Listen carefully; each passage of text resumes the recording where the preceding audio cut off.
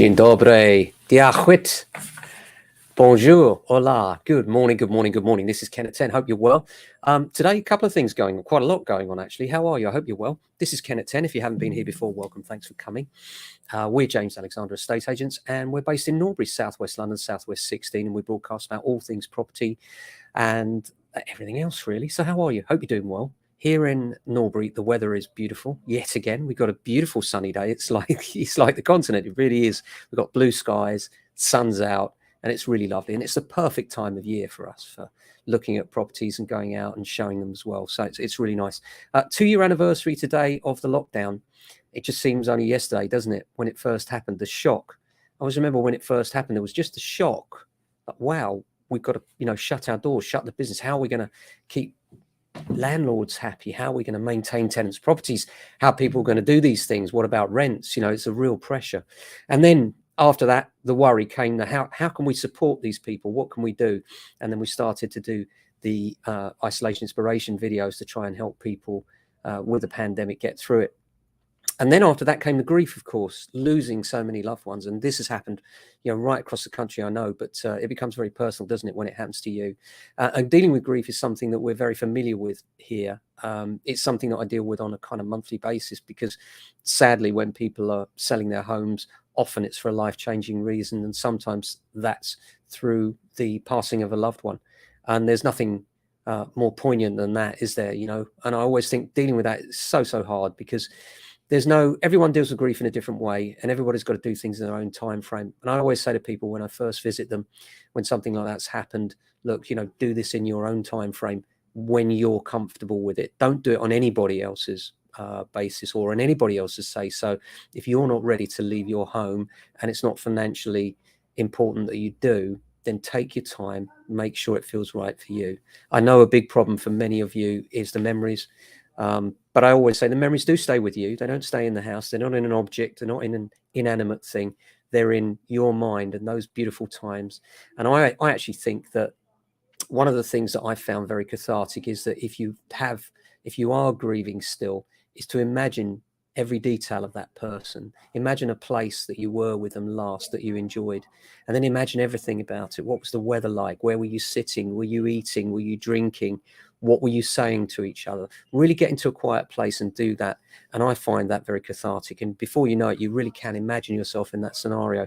And I find it quite helpful. I hope you will too, just to get some quiet time. Literally, it's like meditation, really. Shut your eyes, imagine where you were, what you were doing with that person, how they were looking, how they were smiling, how they were dressed. And the more detail you put around it, the more authentic it becomes. And it can be quite cathartic if you're in that situation. But personally, I don't think you ever get over grief. I think grief is something we get used to and not get over.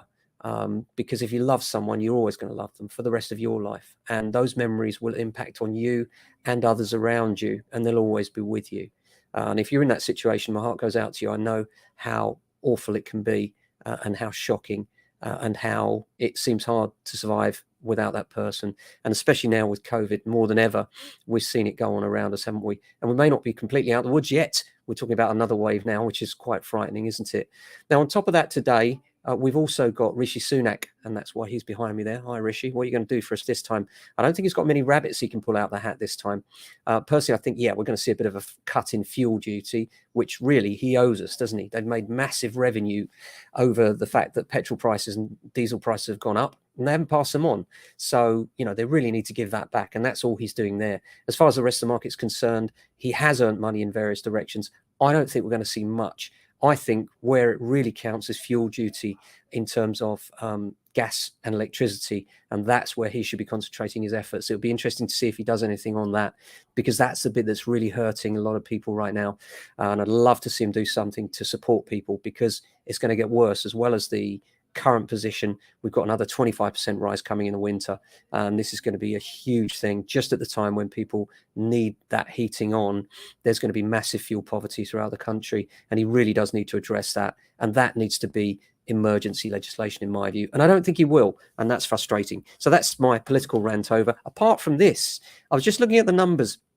In order to keep the housing market in its current state and quenching demand for houses in the UK, The government have pledged to build 300,000 houses. Now, it's widely held that 300,000 houses, even if they built everyone, won't be enough. It just won't be enough. But let's presume that that target, 300,000, was there. How many do you think we built last year? Given that last year was a flying market, so builders were looking to build all they can, yes, in difficult circumstances. But last year we built 183,000 houses in the UK. 117,000 houses short of target. That's just in 1 year. That's a deficit of 117,000 houses. Can you imagine that every year? And of course, the people that impacts most is on the supply end, the rental properties at the very bottom. And what we're experiencing now is a housing situation that's the worst I've ever seen. I mean, in terms of demand versus supply, literally now we're at a stage where when we got a new house for rent, we're putting it on the market and withdrawing it sometimes the same day because we have so many inquiries for it that we've literally got a queue of people. And of course, only one person can take it. And that leaves all those other people without a home. So I think the homeless crisis is getting bigger and it's going to get bigger still. And what the government needs to do to address it is a couple of things. First of all, they need to partner up with big businesses to build more. That's the first thing. And secondly, they need to stop vilifying landlords and give landlords an incentive to buy houses to let. Because what's happened at the moment is there's been an exodus from the market, which is further causing issues for people getting in, because obviously if there's less supply because landlords are selling up, then that's causing a real difficulty at the bottom of the market. So if you're thinking of investing in buy-to-let, wow, there's a great supply out there. Literally, there's so many people looking, and this is driving prices. Very difficult for families, though. So, as far as I'm concerned, the housing market right now, massive opportunity for people to invest in housing in the UK. The government should be supporting that and incentivizing it rather than making landlords like the devil incarnate in some of the ways that they portray the evil, greedy landlord, which is just not the case. The majority of people have seen an opportunity, a business opportunity. They've taken advantage of it. Often, most landlords have one property, just one property. And that property is there maybe for their pension, maybe for school fees for their children, to support their income or to support them through retirement. That's the average landlord. So the idea that there are all these evil landlords out there is just not true. I'm sure there are some, but the vast majority are decent people like you and I, just trying to get ahead. And you know what? Yes, some of them have made some money out of this, but they were the ones that had the guts to invest in the first place and had the foresight to make this business decision. I wonder if the government would be sympathetic if they'd lost money on those purchases because the market went down. We all know the answer to that. So I think what really we need to see, and what we're not going to see, is more incentive for new landlords to come into the market, because the market really, really needs it. And at some point, I think you're going to see a turnaround. You've seen the attack onto landlords. You've seen all this legislation change in the favor of tenants, and much of it is welcomed. But the other side of the coin is you've scared some landlords away, and you need to bring them back through tax incentives. You need to bring them back so that there's a healthy rented sector, because there's too little supply. And the only way you're going to get supply back is by using the private market, because you're not building enough houses. And if you're not building enough houses, the private sector is the thing that's going to make the difference. And the moment you wake up and smell the coffee, then we might start to address the housing crisis. And even then, it's going to be an uphill struggle, but you need to start addressing it now. That's my political rant over for the day, folks. Apart from that, got valuation to go to in Mitcham shortly. And by the way, was at a Homes Under the Hammer yesterday.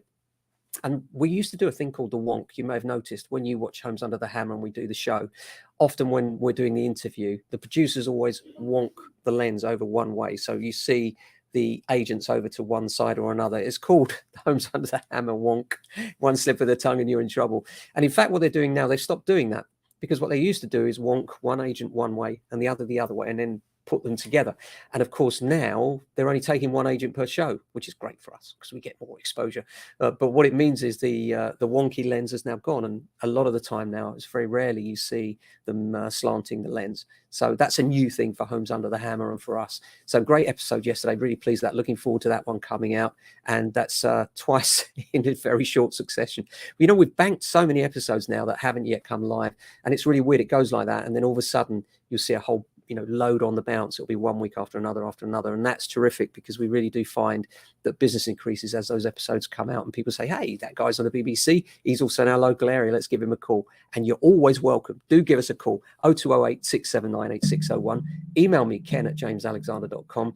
And of course, tune into the podcast. You see that on the website, jamesalexander.com at the top there. Just click on it or look up the Property Buyer and Sellers podcast on your favorite podcast app, and we broadcast that every week, and that's becoming very popular. So thank you for all of those of you that have downloaded and enjoyed that. We'll keep those coming for you. And if there's a topic you'd like us to cover, do comment. We'd be happy to have a look at that for you. So aside from that, busy day today on sales, literally on rentals, struggling for stock. We need more. So many good quality tenants out there with so little available. That's the story of the market right now. Really, really busy time, and new instructions coming up as well. We've got lots coming up. And what we're finding, actually looking at the market, that the market that's uplifted the most is around the £500,000 mark. That's where the sweet spot is in our area. We're finding that houses in that bracket are really going quite rapidly, and some of the upper and lower ends not quite so busy. So it's interesting to see, but there's always a sweet spot in each area, and ours is around that £500,000 mark at the moment. So that's it for today. Hope you enjoyed the show. We'll be back tomorrow with another edition. Until then, stay safe, look after yourselves, and if you can, your family and friends. Ciao.